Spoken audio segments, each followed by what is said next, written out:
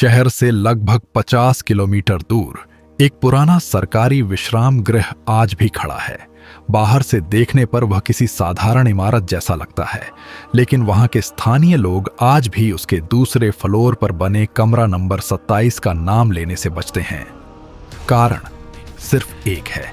पिछले 30 वर्षों में उस कमरे में रात बिताने वाला कोई भी व्यक्ति अगली सुबह पहले जैसा नहीं लौटा।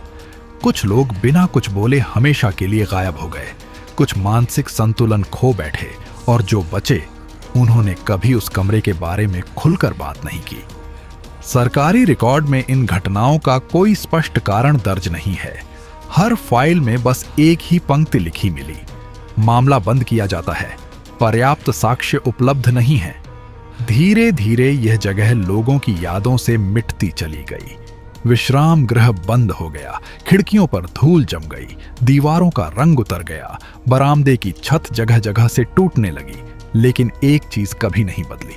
हर रात ठीक 1:27 पर कमरा नंबर 27 की लाइट अपने आप जल उठती थी। सबसे पहले इस बात पर किसी ने यकीन नहीं किया। लोगों ने सोचा कि शायद बिजली की खराबी होगी, लेकिन जब बिजली विभाग ने पूरे भवन का कनेक्शन सालों पहले ही काट दिया था, तब भी वह रोशनी हर रात उसी समय दिखाई देती रही। कई लोगों ने दूर सड़क से उसे देखा, कुछ ने मोबाइल में रिकॉर्ड करने की कोशिश की, लेकिन रिकॉर्डिंग में हमेशा वही कमरा पूरी तरह अंधेरा दिखाई देता, मानो वह रोशनी सिर्फ इंसानी आंखों के लिए हो। साल 2019 में एक स्वतंत्र डॉक्यूमेंट्री टीम ने इस रहस्य की पड़ताल करने का फैसला किया। उनके पास कैमरे, ऑडियो रिकॉर्डर, नाइट विजन उपकरण और पूरी रात रुकने की अनुमति थी। टीम शाम 7 बजे विश्राम गृह पहुंची।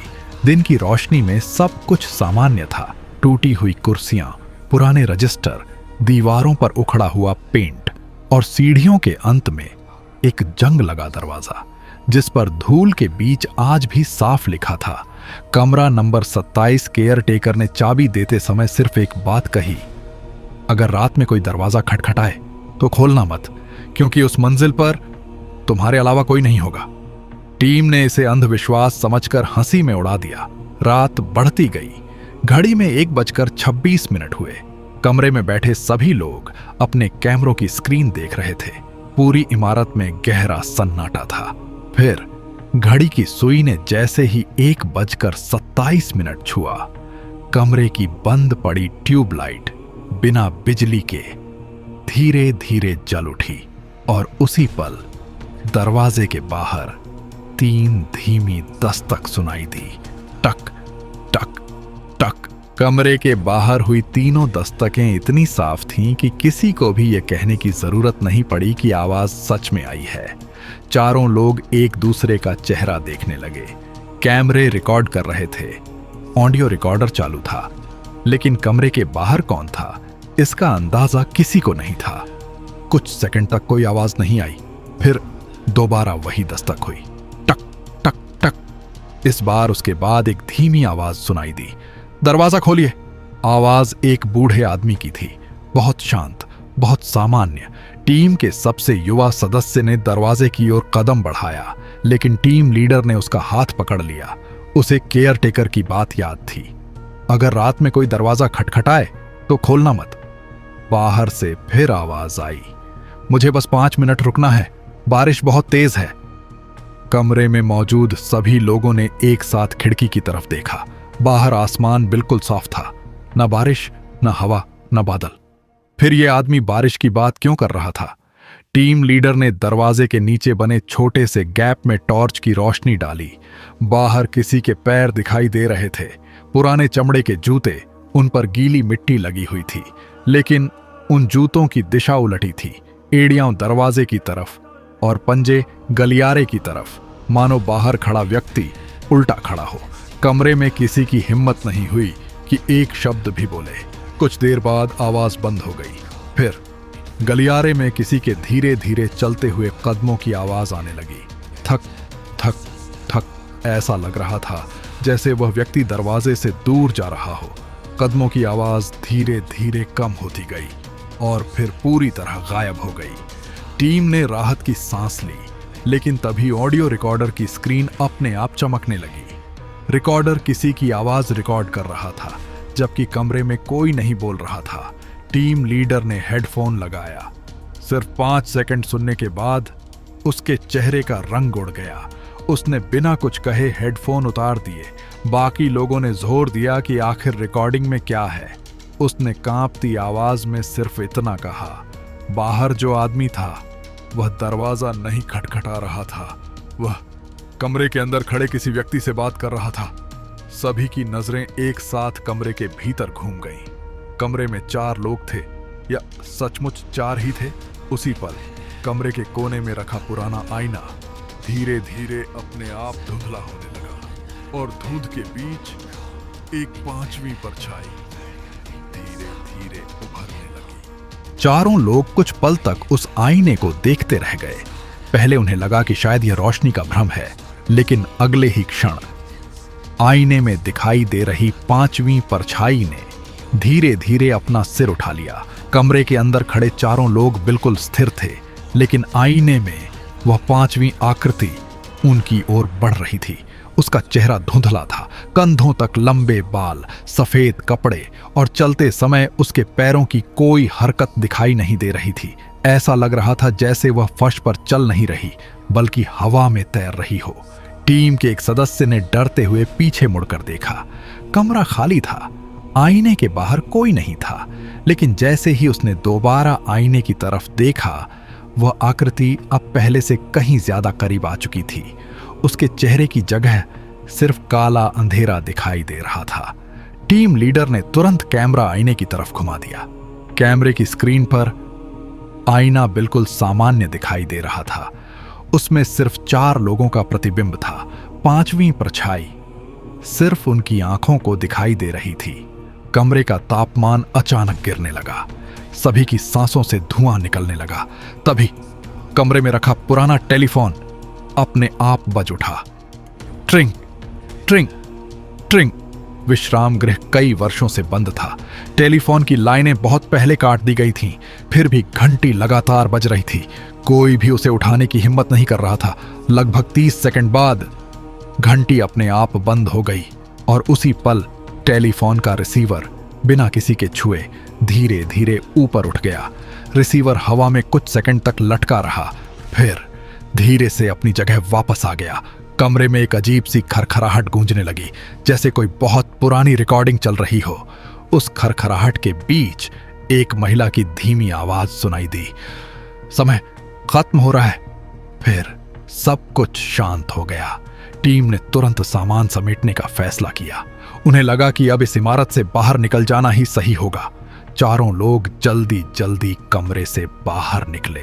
गलियारे में पहुंचते ही उनके कदम अपने आप रुक गए। जिस गलियारे से वे कुछ मिनट पहले आए थे, वह अब वैसा नहीं था। दोनों तरफ दर्जनों दरवाजे दिखाई दे रहे थे, जबकि कुछ देर पहले पूरे फ्लोर पर सिर्फ एक ही कमरा था, कमरा नंबर 27, और उन सभी नए दरवाजों पर एक ही नंबर लिखा था, 27 27 27 27। जहां तक नजर जाती, हर दरवाजे पर सिर्फ एक ही संख्या थी। अचानक सभी दरवाजों के पीछे से एक साथ धीमी दस्तक सुनाई देने लगी। टक टक टक टक टक। पूरा गलियारा दस्तकों की आवाज से भर चुका था। पूरा गलियारा एक साथ गूंज उठा। टक टक टक। हर दरवाजे के पीछे जैसे कोई बंद था और हर कोई बाहर निकलना चाहता था। टीम लीडर ने हिम्मत करके सबसे पास वाले दरवाजे के हैंडल को छुआ। हैंडल बर्फ की तरह ठंडा था। उसने धीरे से दरवाजा खोला। कमरा पूरी तरह खाली था। न कोई फर्नीचर, न कोई खिड़की, न कोई इंसान। सिर्फ बीचों बीच एक पुरानी लकड़ी की कुर्सी रखी थी। उस कुर्सी पर मोटी धूल जमी हुई थी, लेकिन उसके सामने फर्श पर ताजे गीले पैरों के निशान बने हुए थे। ऐसा लग रहा था जैसे कोई अभी अभी वहां खड़ा था। टीम तुरंत बाहर निकल आई। उन्होंने दूसरा दरवाजा खोला। अंदर भी वही दृश्य था। तीसरा, चौथा। हर कमरे के अंदर सिर्फ एक कुर्सी और उसके सामने गीले पैरों के निशान। अब यह साफ हो चुका था कि इस गलियारे के सारे कमरे एक जैसे नहीं थे, बल्कि वे किसी एक ही कमरे की अलग अलग प्रतियां थे। अचानक गलियारे की सारी लाइटें एक साथ बुझ गईं। चारों तरफ घना अंधेरा फैल गया। कुछ ही सेकंड बाद लाल रंग की एक हल्की रोशनी गलियारे के आखिरी सिरे पर दिखाई देने लगी। वह रोशनी धीरे धीरे उनकी तरफ बढ़ रही थी। पहले लगा कोई टॉर्च होगी, लेकिन जैसे जैसे वह करीब आई, सच सामने आने लगा। वह कोई टॉर्च नहीं थी, वह एक पुरानी लालटेन थी, और लालटेन पकड़े हुए एक बूढ़ा चौकीदार धीरे धीरे उनकी तरफ चल रहा था। उसकी वर्दी बहुत पुरानी थी, सीने पर जंग लगा बैज था, लेकिन उसके चेहरे पर कोई आंखें नहीं थीं, सिर्फ दो काले खाली गड्ढे। वह चलते चलते उनके सामने आकर रुक गया। कुछ पल तक चुपचाप खड़ा रहा, फिर बहुत धीमी आवाज में बोला, तुमने गलत दरवाजा खोल दिया। टीम लीडर ने हिम्मत करके पूछा, आप कौन हैं? बूढ़ा हल्का सा मुस्कुराया, मैं यहां का आखिरी चौकीदार था। हाँ, साल 1994 में मैं भी बाहर जाने की कोशिश कर रहा था। इतना कहकर उसने अपने सीने की ओर इशारा किया। सभी की नजर नीचे गई और उनके शरीर में सिहरन दौड़ गई। उसके सीने के बीचों बीच एक बड़ा सा काला छेद था। ऐसा लग रहा था जैसे उसके शरीर के आर पार कुछ निकल गया हो। फिर चौकीदार ने लालटेन उठाई और गलियारे के सबसे आखिरी दरवाजे की ओर इशारा किया। उस दरवाजे पर भी वही संख्या लिखी थी, 27, लेकिन उसके नीचे खून जैसे लाल अक्षरों में एक नई पंक्ति उभरने लगी, धीरे धीरे, मानो किसी अदृश्य हाथ ने अभी अभी लिखी हो, अब अगली बारी तुम्हारी है। उसी क्षण गलियारे के सभी दरवाजे एक साथ अपने आप खुल गए और हर कमरे के अंदर रखी वह अकेली कुर्सी धीरे धीरे अपने आप गलियारे की तरफ घूम गई। गलियारे में एक साथ खुलते उन सभी दरवाजों की आवाज इतनी भयानक थी कि ऐसा लगा जैसे पूरी इमारत एक साथ कराह उठी हो। चर्र चर्र चर्र। हर कमरे के भीतर रखी कुर्सियां अब गलियारे की तरफ थीं, लेकिन कुछ ही सेकंड बाद एक एक करके उन कुर्सियों पर धुंधली आकृतियां दिखाई देने लगीं। पहले सिर्फ उनका आकार नजर आया, फिर धीरे धीरे उनके चेहरे साफ होने लगे। टीम के चारों सदस्यों की सांसें रुक गईं, क्योंकि उन कुर्सियों पर बैठे लोग अजनबी नहीं थे। वे सभी उन्हीं 4 लोगों के चेहरे थे। हर कुर्सी पर उनका ही एक दूसरा रूप बैठा था, लेकिन उन चेहरों पर कोई भाव नहीं था, सिर्फ एक ठंडी मुस्कान। ऐसा लग रहा था मानो वे बहुत समय से इसी पल का इंतजार कर रहे हों। टीम लीडर ने कांपती आवाज में कहा, भागो अभी। चारों पूरी ताकत से सीढ़ियों की तरफ दौड़े। पीछे मुड़कर देखने की किसी में हिम्मत नहीं थी। कुछ ही सेकंड में वे नीचे मुख्य हॉल में पहुंच गए। मुख्य दरवाजा सामने था। उन्होंने पूरी ताकत से उसे धक्का दिया। इस बार दरवाजा खुल गया। ठंडी हवा का तेज झोंका अंदर आया। चारों बिना रुके बाहर भाग निकले। बारिश शुरू हो चुकी थी। वे लगातार दौड़ते रहे। करीब 5 मिनट बाद जब विश्राम गृह काफी पीछे छूट गया, तब जाकर उन्होंने रुककर सांस ली। सभी ने एक दूसरे की तरफ देखा। सब सुरक्षित थे, कम से कम उन्हें ऐसा ही लगा। अगली सुबह टीम ने पूरी रिकॉर्डिंग देखी। कैमरों में विश्राम गृह तो रिकॉर्ड हुआ था, लेकिन रात की कोई भी डरावनी घटना रिकॉर्ड नहीं हुई थी। न दस्तकें, न 5वीं परछाई, न लालटेन वाला चौकीदार।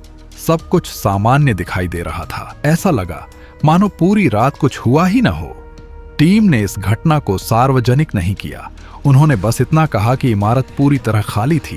कुछ महीनों बाद चारों लोग अलग अलग शहरों में अपनी जिंदगी जीने लगे, लेकिन कहानी वहीं खत्म नहीं हुई। ठीक 1 साल बाद 17 अक्टूबर की रात टीम लीडर के घर का दरवाजा रात 1:27 पर 3 बार खटखटाया गया।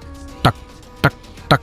उसने दरवाजा नहीं खोला, लेकिन बाहर लगे सीसीटीवी कैमरे की रिकॉर्डिंग अगले दिन देखकर उसकी रूह कांप गई। दरवाजे के बाहर कोई नहीं था, फिर भी रिकॉर्डिंग में दरवाजे के ठीक सामने 4 गीले पैरों के निशान बने और अपने आप गायब हो गए। उसी रात बाकी तीनों सदस्यों के घरों पर भी ठीक 1:27 AM पर 3-3 दस्तकें हुईं। आज तक चारों में से किसी ने उस रात के बाद रात 1:27 पर कभी किसी दरवाजे की दस्तक का जवाब नहीं दिया, क्योंकि उन्हें अब समझ आ चुका था कमरा नंबर 27 किसी इमारत का हिस्सा नहीं था। वह जिसे एक बार चुन लेता है, उसका दरवाजा जिंदगी भर पीछा नहीं छोड़ता।